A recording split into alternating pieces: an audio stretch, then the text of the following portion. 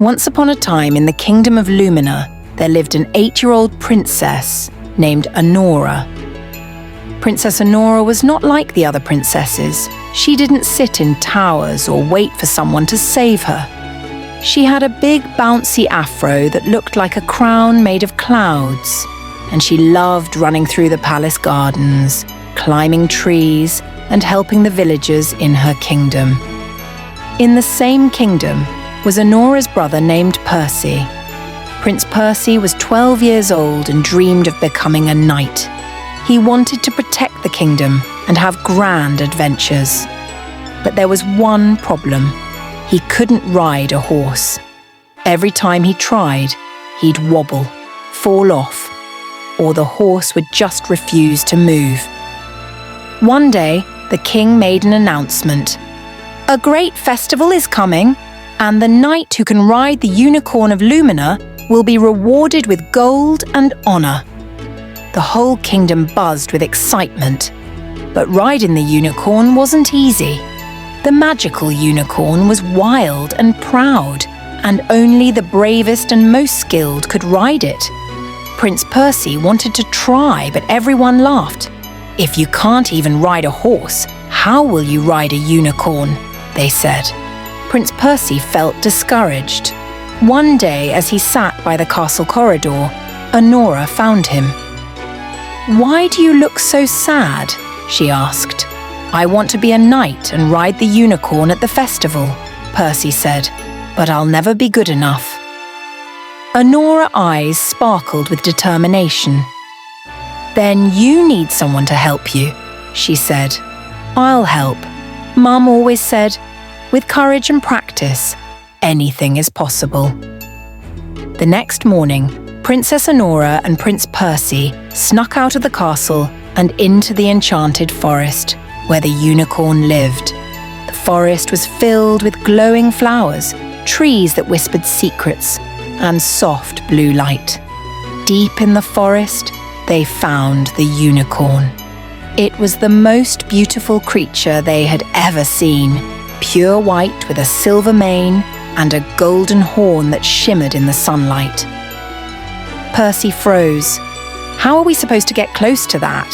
Anora stepped forward with her usual bravery. "Unicorns respect kindness and bravery. Let's show we mean no harm." She reached into her bag and pulled out an apple she had brought. Slowly, she offered it to the unicorn. It stared at her with big, wise eyes, then stepped closer and ate the apple. Anora smiled. "See? It's not so scary." The unicorn neighed softly, as if agreeing. Then it looked at Percy as if to say, "Are you ready?"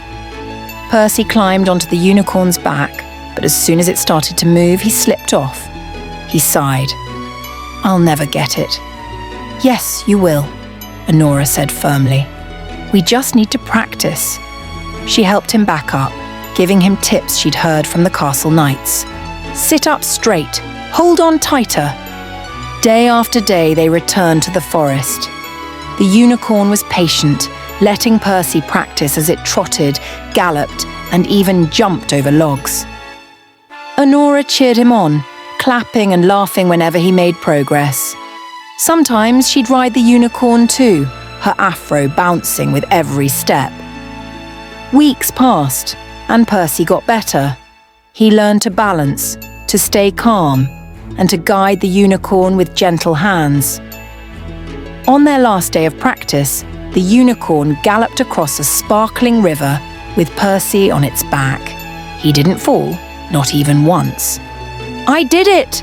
Percy shouted, his voice echoing through the forest. Anora grinned. "I told you! You just had to keep trying." Finally, the day of the festival arrived. The villagers gathered in the main square, excited to see the unicorn. When the unicorn appeared, everyone gasped at its beauty. Many knights tried to ride it, but none could stay on for more than a few seconds. The crowd began to whisper, "No one can do it." Then Percy stepped forward with Anora cheering him on from the sidelines. "You've got this," she called. Percy bowed to the unicorn and climbed onto its back. The crowd fell silent as the unicorn began to gallop. It sped across the square, leaped over a fountain, and twirled in a graceful circle. Percy didn't fall. He stayed steady, confident, and proud.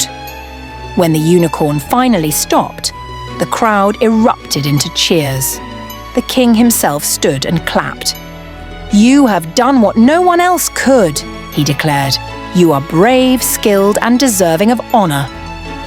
As a reward, Prince Percy was given a shining silver sword and a golden medallion, marking him as an official knight.